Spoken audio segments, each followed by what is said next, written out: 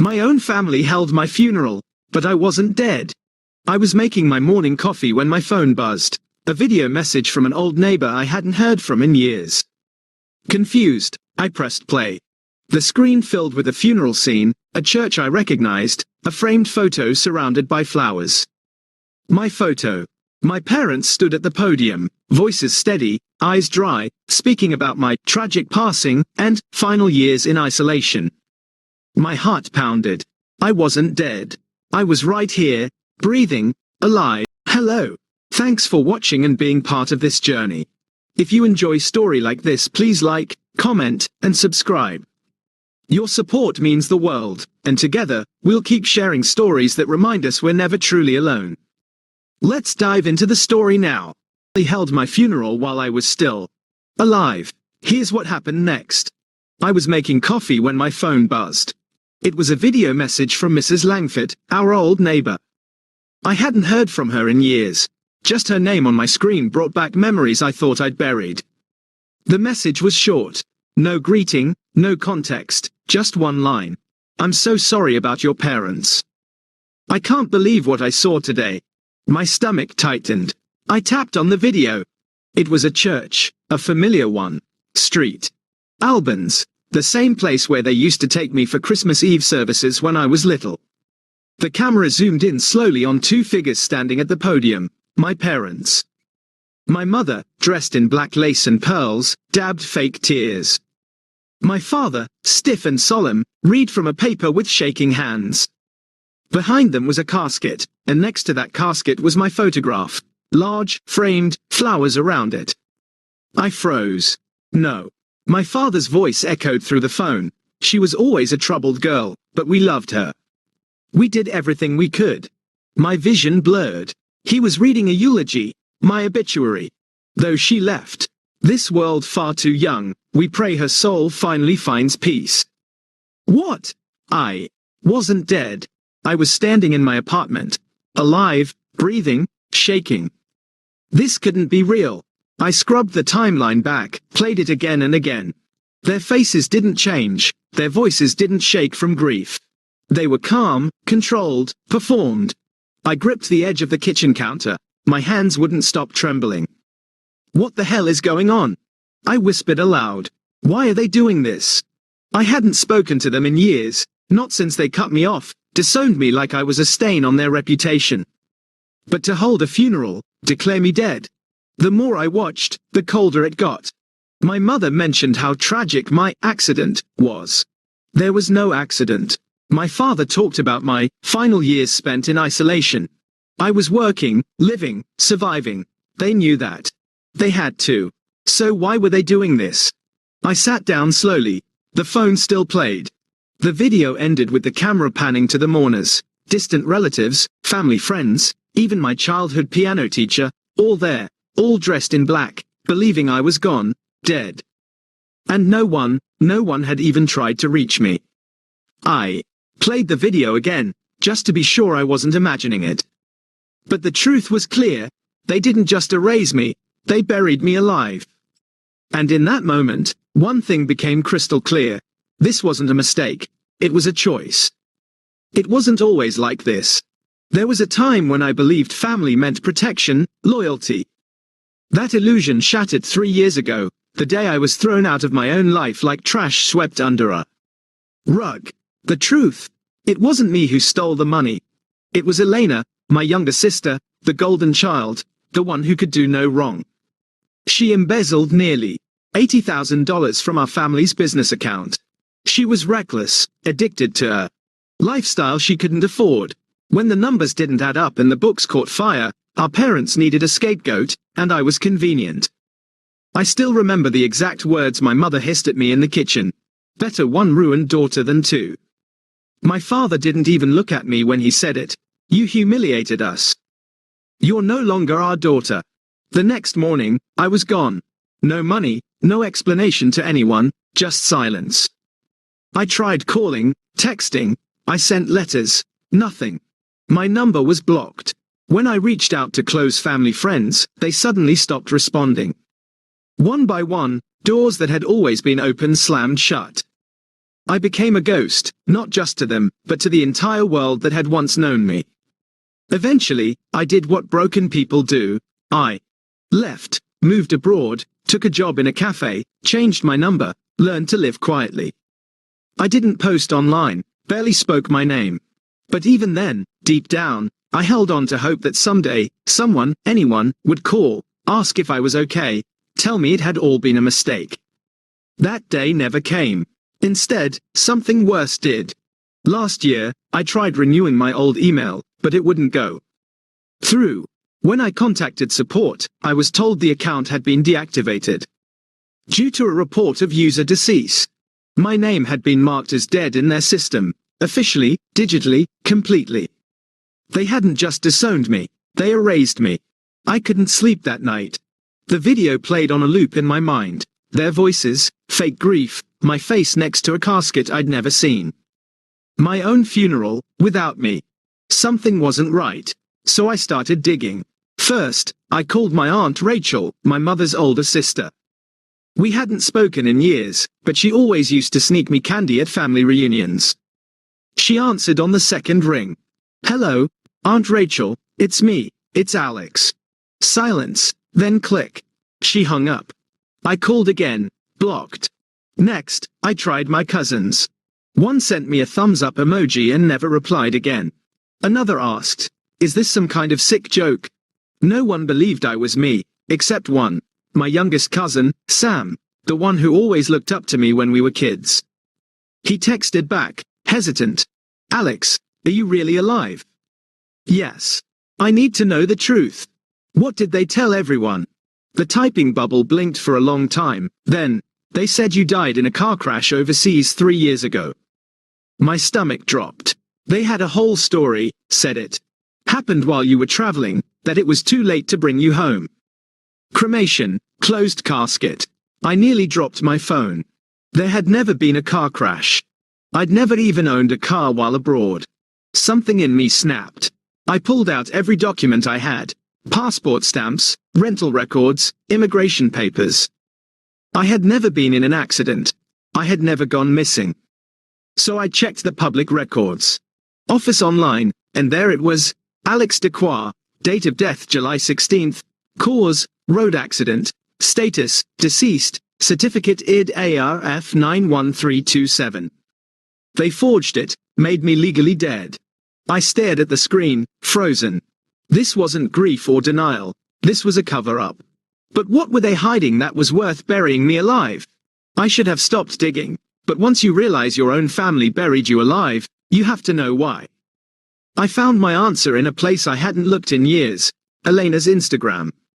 She'd gone public again, and there it was, a glittering carousel of images. White roses, champagne fountains, a diamond the size of a small planet. Elena's wedding. Everyone was there. Aunt Rachel smiling like she didn't hang up on me, my cousins clinking glasses, even great uncle Theo, who lived in another country and never showed up for anything. But not me. Not one mention, photo, even a "wish Alex could have been here" caption. I was gone, erased, like I never existed. Until I looked closer. In one of the photos, taken at the reception, there was a speech in progress, a toast. Her husband stood smiling, and next to him, my father, holding a wine glass, speaking into a microphone, grinning. Under the caption, "To the one daughter who always made us proud." And there it was, the switch. Not just forgotten, replaced. Curious, I searched the family business registry. A few clicks, and my blood went cold. The trust fund my grandparents had left for me, college, startup money, everything, was transferred to Elena 6 months after my death. Legally, quietly. She didn't mourn me, she profited off me. I stared at her smiling face, white dress sparkling in the sun, and it hit me. My sister didn't just replace me, she erased me. Enough was enough. If they wanted me dead, they were about to see just how alive I really was. The next morning, I walked into a law office with a stack of documents and fire in my chest. Passport stamps, employment contracts, tax filings, lease agreements, flight records, proof, unshakable, unforgivable. The young attorney across the desk looked stunned. You're challenging your own death. I slid the forged certificate across the table. I'm not dead, but I plan to haunt them. He blinked, nodded slowly. Then we'll start with a fraud complaint and a motion to revoke the declaration of death. It'll take time. I don't have time. I cut in, because apparently I have a memorial this Sunday. He looked up. I didn't flinch. Earlier that day, a message came through from an unknown number. Just one line. They're holding a memorial for you next Sunday at St. Albans. No name, no explanation, but I knew the church, the address. It was real. And so was my plan. I stood at the window of my apartment that night, the city lights glittering below me like sparks waiting for gasoline. They dressed me in lies, buried me in silence, pretended I never existed. But now I had a stage. Let them grieve, let them cry, perform. And when the curtain lifts, let's give them a funeral to remember. St. Albans had never looked so full. Cars lined the street like a parade of grief. The heavy doors of the church stood open just long enough to let in mourners dressed in black, weeping, whispering, hugging each other like tragedy had touched them personally. I watched from across the street, black coat, sunglasses, still invisible. It was surreal, like watching a play about a character who looked like me, sounded like me, but wasn't at all. Inside, the performance had begun. The organ played something slow and tragic. Candles flickered beneath my photo, the same one they used on the fake obituary. I remembered the day it was taken. I was smiling for real back then. My father stood at the pulpit, face solemn, voice just loud enough to carry.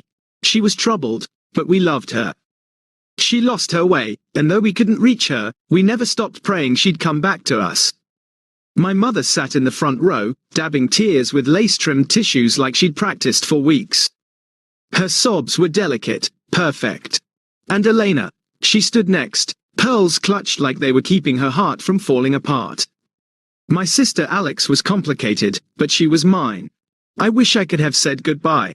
A lie wrapped in tears, tied with a bow. I stepped closer to the door, just enough to hear it.